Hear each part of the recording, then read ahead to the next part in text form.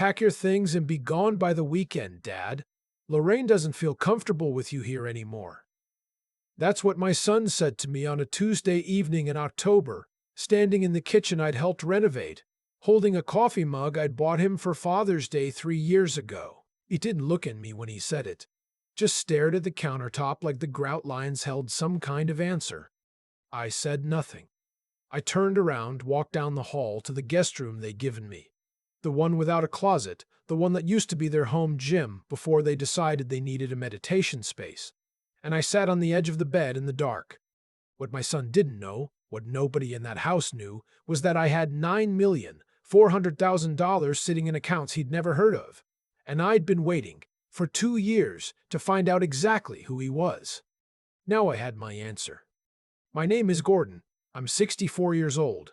I spent 31 years building a chain of commercial laundry facilities across the mid-Atlantic. Not glamorous. Nobody writes magazine stories about laundromats, but the numbers don't care about glamour. By the time I sold the business to a private equity group out of Philadelphia, I had 23 locations, 412 employees, and a purchase agreement that closed at $11.2 million.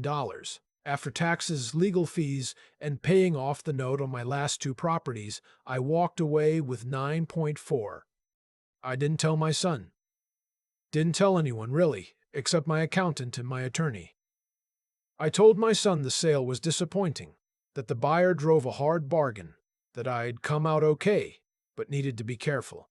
He nodded like he was only half listening. His wife, Lorraine, was in the kitchen during that conversation. I watched her clock something behind her eyes.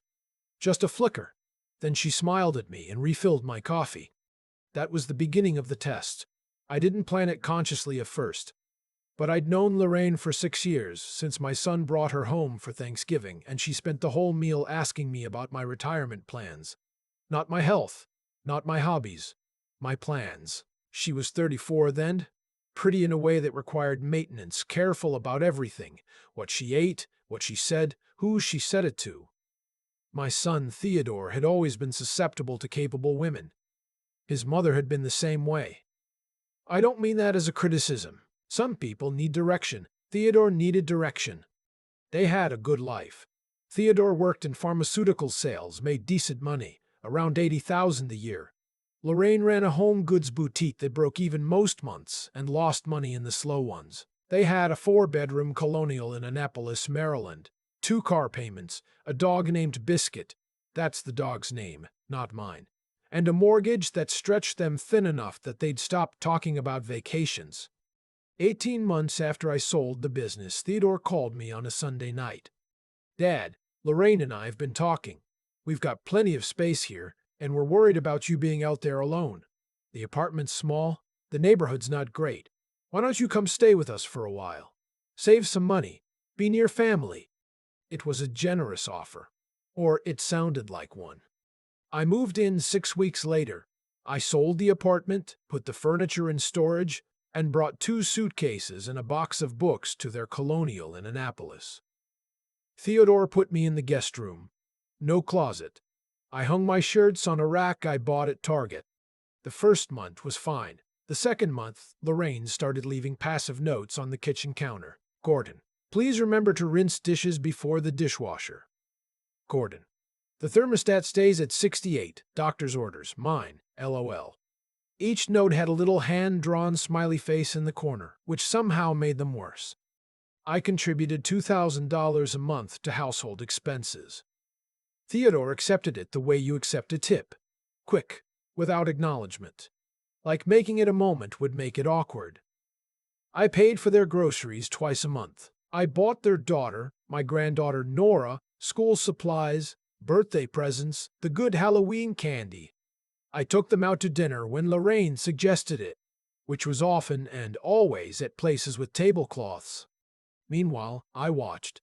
That's what I did. I watched who they were when they thought I was just a burden. The clearest moment came about 8 months in. I'd had a routine checkup. Blood pressure running high, doctor wanted me on medication. Nothing alarming. I mentioned it at dinner. Theodore said, "That's tough, Dad," and asked Lorraine how her day was. She answered him for 11 minutes. I counted. I counted because I was trying to understand what I was looking at. The medication was $22 a month. I paid for it myself and said nothing. I started keeping notes in a small notebook I locked in my suitcase. Not out of paranoia, out of habit. 30 years in business teaches you to document. October. 2 years and 1 month after I moved in, I came home from a walk. I walked 3 miles every morning, doctor's recommendation, and I heard Lorraine on the phone in the dining room. She hadn't heard me come in. The dog, Biscuit, greeted me at the door, and I held his muzzle gently to keep him quiet.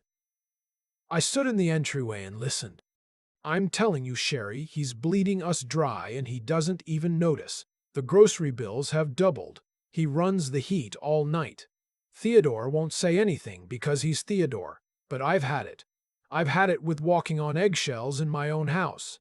A pause. No, I don't know exactly what he got for the business. He's cagey about it, but it couldn't have been much. Look at how he lives. 2 suitcases, no car, a $20 watch. If he had real money, we'd know. Another pause. I'm going to talk to Theodore tonight. It's time. I set my keys on the entryway table quietly. I went to the guest room and sat on my bed. Biscuit followed me and put his head in my lap, which I appreciated. That night, I heard them through the wall. Lorraine's voice carries in a way she doesn't seem to realize. Theodore's is softer, easier to miss, but I've known his voice since he was 3 weeks old. She needs her own space, Ted, for her mental health, for her work, for her peace of mind. It's not personal. He's my father, and I'm your wife. Your father has options. He has money from the sale. He told us that. He can rent something, somewhere nearby. You can still see him. It doesn't have to be. What do I tell him? Tell him we need the room. Tell him it's been great, but it's time. Just. Her voice dropped briefly. Be gentle, but be firm. He needs to hear it clearly. The next morning, Tuesday, Theodore found me at the kitchen table with my coffee and said what he said. Pack your things and be gone by the weekend. Lorraine doesn't feel comfortable with you here anymore. I finished my coffee. I rinsed the mug. I said, All right, son. I understand. Something crossed his face. Not guilt exactly, but the shadow of it. He'd expected more from me. Some form of protest, maybe. Some negotiation. I gave him none of it. I went to my room, called my attorney, Helen Park, and told her I was ready to move to Phase 2. Helen had handled my business sale, my estate planning, every significant legal and financial decision I'd made for 12 years.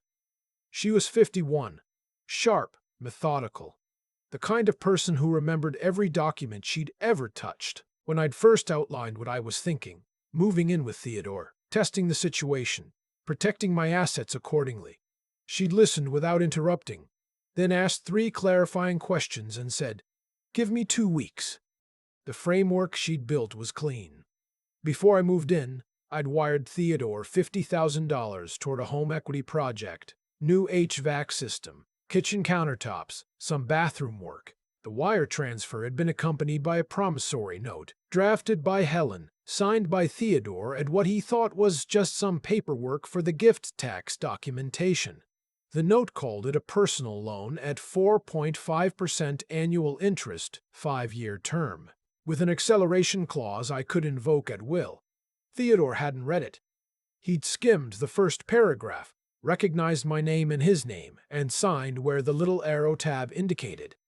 I'd also, separately, maintained the monthly contributions, not as rent, which would have required a rental agreement and complicated things, but as household support, tracked in my own records and my accountant's files. 24 months at $2,000, $48,000. None of that was relevant yet.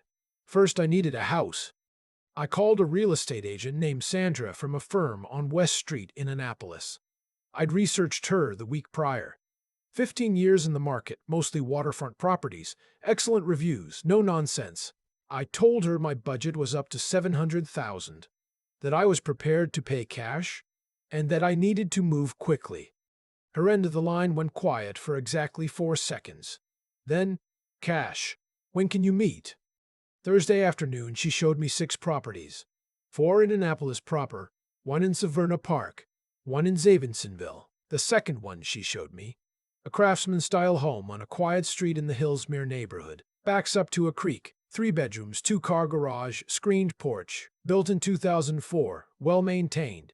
I knew within 8 minutes of walking through the front door. "Full asking price," I told Sandra on the porch. "Today, if we can." She looked at me the way Diane the realtor had looked at the video's character. That flicker of recalibration. "You don't want to sleep on it?" "I've been sleeping in a room without a closet for 2 years," I said. "I'm done sleeping on things."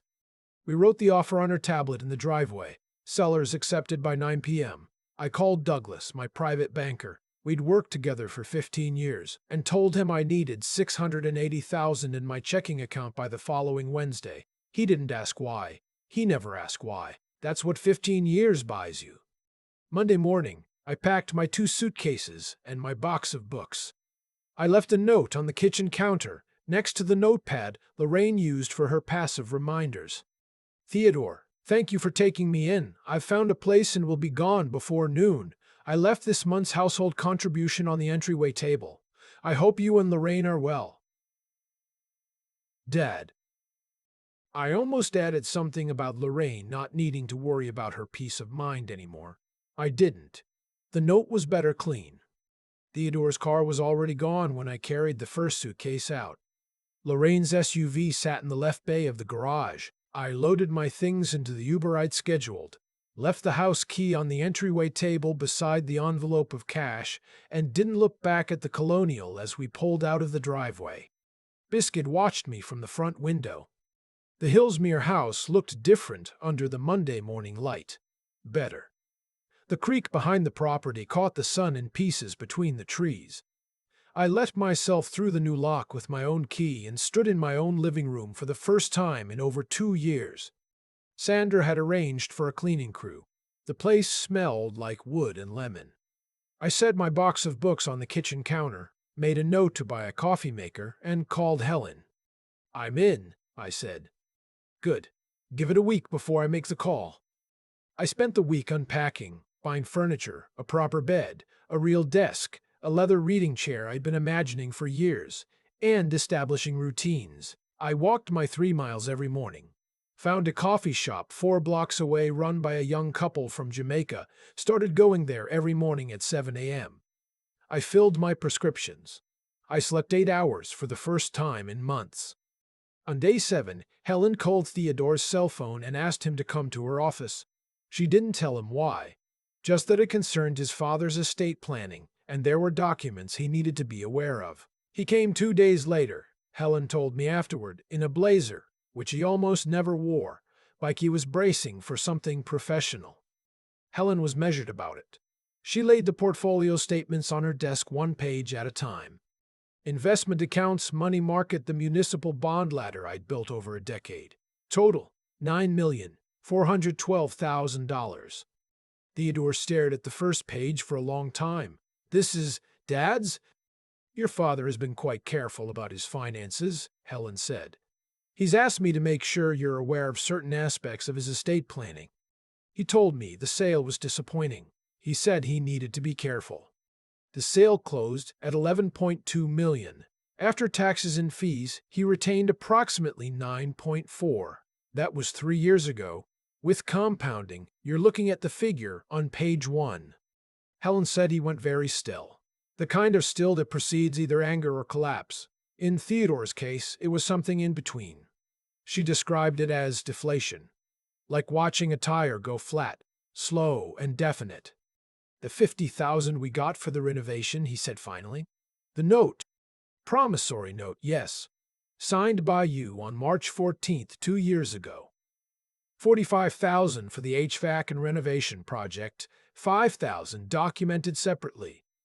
Total principal $50,000, accruing at 4.5% annually. With the acceleration clause invoked, the full balance plus interest is due within 90 days. How much?" Helen handed him the calculation. "Just over $57,000. He's calling the loan. Your father is restructuring his estate and updating all outstanding instruments. Yes. We don't. We don't have $57,000.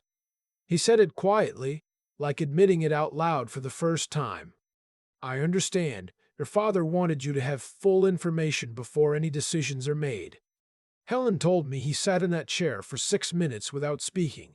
Then he asked if his father was angry. She told him that wasn't something she was able to speak to. Then he stood up, thanked her, and walked to the elevator. She watched him through the glass. He stood in the elevator lobby and didn't press the button for 3 minutes. The call started that afternoon. I had 17 missed calls from Theodore by midnight. 2 from a number I didn't recognize that turned out to be Lorraine's mother's cell, which told me enough about the state of things at the Colonial. I answered none of them. I sat on my screened porch with a glass of bourbon and watched the creek go dark. 3 days after the meeting, my granddaughter Nora called. Nora is 9. She'd gotten my number from the refrigerator magnet at her parents' house. I'd left one there 2 years ago when I moved in, my cell number in case of emergency, with a little lighthouse printed on it, because she liked lighthouses. Grandpa Gordon? Her voice was careful, the way kids' voices get when they're trying not to cry. Hey, sweetheart. Are you okay? Mommy and Daddy are really upset and I don't know why, and nobody will tell me. I closed my eyes for a second. I'm okay. I'm in a new house. I have a screened porch and a creek. What's a screened porch? It's a porch with screens on it so the bugs can't get in, but the air still comes through. Oh. A pause. Did you leave because of me? The question landed like something physical. No, Nora. Not even a little bit. You didn't do anything. Tommy Graybill at school said his grandpa moved away because he didn't love them anymore. Tommy Graybill's grandpa sounds like a different situation. I love you. That's not going anywhere. She was quiet for a moment. Will you come to my Thanksgiving play? I'm a pilgrim, not a turkey. I told Mrs. O'Coffer I wasn't going to be a turkey, and she let me switch. Something loosened in my chest. I'll come to your Thanksgiving play. After she hung up, I stayed on the porch for a long time. The test had given me what I needed to know about Theodore and Lorraine. It hadn't told me anything I didn't already suspect about Nora. She was 9 and entirely separate from the choices her parents had made. That mattered. I called Helen. There's a 9-year-old who isn't part of this, I said. I've already begun the trust documentation, she said. I figured we'd get here.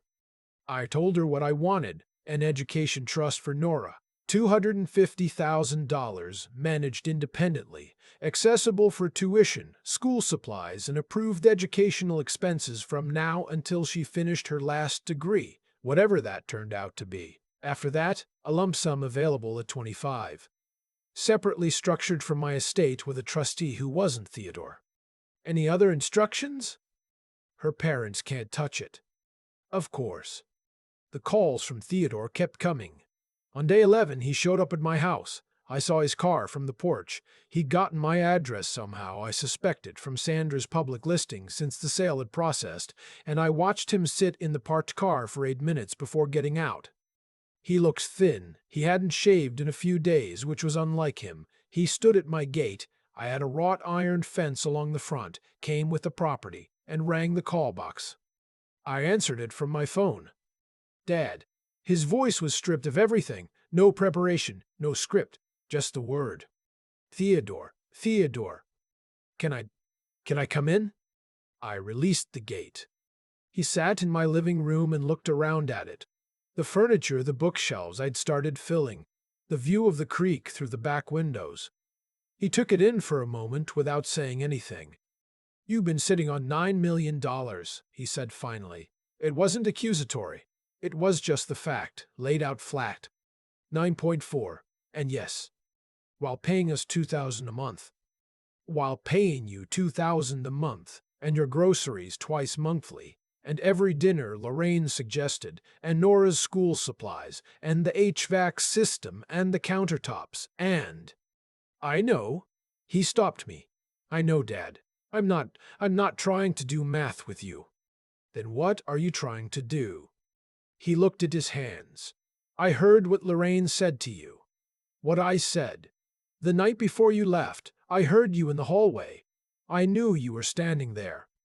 That was new information. You knew. I let her keep talking because I didn't know how to stop her. And then when she was done, I agreed because I always agree, because it's easier. He looked up. That's the truest thing I can say about myself. I'm a coward, and you raised me better than that, and I don't know what to say about it. I looked at my son for a long moment. He had my hairline, or what my hairline used to be, and his mother's jaw. He was 41 years old, and he'd been letting other people make his decisions since he was 20. Some of that was on Lorraine. Some of it was on me for not seeing it sooner. You don't need to say anything else about it, I said. I believe you. The loan. I'm not calling the loan. He stopped. But Helen said I was restructuring. I am. The loan is being restructured too. I'd already told Helen, forgive the principal, close the note, document the forgiveness as a gift. The 4.5% interest Theodore owed, $8,000 that he'd pay, not because I needed the money, because a lesson without any cost teaches nothing. I put a typed document on the coffee table between us. I'd written it myself, had Helen review it, kept it to one page. These are my terms. Read them before you respond. He read it, slowly, which was more than he'd done with the promissory note. 1. The note is forgiven. He pays the accrued interest, $8,000, in 2 installments. 2. He and Lorraine attend couples counseling. 6 months minimum. Licensed therapist. Not a life coach. Not a podcast. An actual licensed therapist. 3. My will remains revised. The bulk of my estate goes to a mix of charitable organizations and Nora's trust. Theodore and Lorraine receive $150,000 combined upon my death, not each. Combined. 4. No further discussion of my finances, my estate, or what I could do for them. 5. I attend Nora's events. School plays, recitals, graduations. Not as a guest in their house. As her grandfather, on terms I set. He read it twice. Then he set it on the table. Lorraine's going to. I know what Lorraine's going to say. That's between you and her. I'm not negotiating with Lorraine. You're my son. It was quiet for a long time. The creak moved outside the window. Somewhere in the neighborhood, a leaf blower started and then stopped. I'll accept them, he said. All of them. 48 hours. Don't decide in this room. He nodded, stood, looked around the living room one more time. It's a good house, Dad. I know. He left. I poured myself a day's allotted bourbon and sat by the window. Lorraine's reaction came to me secondhand. Theodore related 2 days later when he called to say they'd both accept the terms. She'd gone through anger, then a phase of drafting legal options, then a conversation with a family attorney in Annapolis who told her what Helen could have told her for free. A competent adult's right to manage and distribute their own estate is nearly absolute in Maryland. You can dislike it. You cannot undo it. She had signed the acknowledgement of terms at Helen's office. She did not look at Helen directly, according to Helen, for the duration of the signing. I wasn't there. I was at the coffee shop on West Street, where the couple from Jamaica made a pour-over that was worth walking 4 blocks for. Nora's Thanksgiving play was on a Wednesday afternoon in November. The gymnasium of her elementary school, paper chain decorations, 50 folding chairs set up facing a small stage with a cardboard forest backdrop. I arrived early, found a seat in the 3rd row, and waited. Theodore and Lorraine came in together. They saw me. There was a brief negotiation with their eyes. I recognized it, that married couple shorthand. And then they sat down 6 chairs to my left without approaching me. Which was the right call. We were at Nora's play. That was the whole point. Nora came out with the rest of the 3rd grade in her pilgrim costume, black construction paper hat, white paper collar, and scanned the audience the way kids do, looking for their people. When she found me, she grinned so wide it altered her face completely, gave me a little wave, just her fingers. I waved back. She forgot 2 of her lines, recovered both times. At the end, when the whole class held hands and bowed, she looked straight at me again. Afterward, in the hallway, she came running with the hat still on and hugged me around the middle. "You came," she said. I said I would. Theodore and Lorraine stood a few feet back. Theodore's hands were in his pockets. Lorraine had her arms crossed, but not, I noticed, in anger. More in the way people hold themselves when they're uncertain. "Thank you," Theodore said, meaning I understood more than the play. I nodded. We didn't have a reunion. There was no dinner, no long conversation, no sudden warmth. Some things break in ways that heal into scar tissue rather than original material, and the honest version of this story doesn't pretend otherwise. What there was a grandfather at his granddaughter's play, his son across the gymnasium, both of them finding their way back to something that might, in time, resemble family. That was enough for a Wednesday in November. I drove home through Annapolis, across the Severn River Bridge, the late afternoon light going copper over the water. The Hillsmere house was quiet when I unlocked the gate. The creek was up a little from the rain the night before. I made coffee, took it to the screened porch, and sat in the chair I'd bought for exactly this purpose. 64 years old. A house of my own. A creek, a porch, a granddaughter who would grow up with her education paid for regardless of what her parents decided to do with their lives. I'd gone into that colonial in Annapolis 2 years ago looking for an answer. I had it now. What you do with an answer once you have it, that's the work that comes after. The anger cools, the accounts settle, the morning walks continue. What remains is just you, and what you built, and what you choose to do with the time you still have left. That's what I kept thinking about, sitting on the porch while the creek moved through the trees in the almost dark. Not the 9 million, not the loan, not the note, not the terms, not the will. Just the creek, and the quiet, and Nora's face when she found me in the third row. That was the whole thing, really. That was all of it. I think about the promissory note a lot. Not the money, the signature. Theodore signed it without reading it because he trusted me. And I had that note drawn up because I didn't fully trust him. We were both right to feel what we felt, and we were both paying for it in different ways, and neither of us said anything out loud for 2 years. That's the thing about cause and effect in families. It doesn't announce itself. It accumulates quietly in guest rooms with no closets, in passive notes on kitchen counters, in 11-minute conversations about someone else's day after your father tells you his heart medication costs $22 a month. Every small choice compounds. Every time Theodore nodded and let Lorraine keep talking, it cost him something he couldn't see yet. Every time I wrote a check and watched it get accepted like it was expected, I was documenting evidence for a case I hadn't fully decided to bring. What I've come to understand is that the situation didn't happen to me. It grew out of what all three of us decided to be, over time, without ever having a real conversation about it. Lorraine decided I was a balance sheet entry. Theodore decided that keeping the peace at home was the same thing as being a good son. I decided to test instead of talk. None of those were virtuous choices, and the consequences were distributed accordingly. But here's what I also know. I had built something over 31 years that required a particular kind of character to build.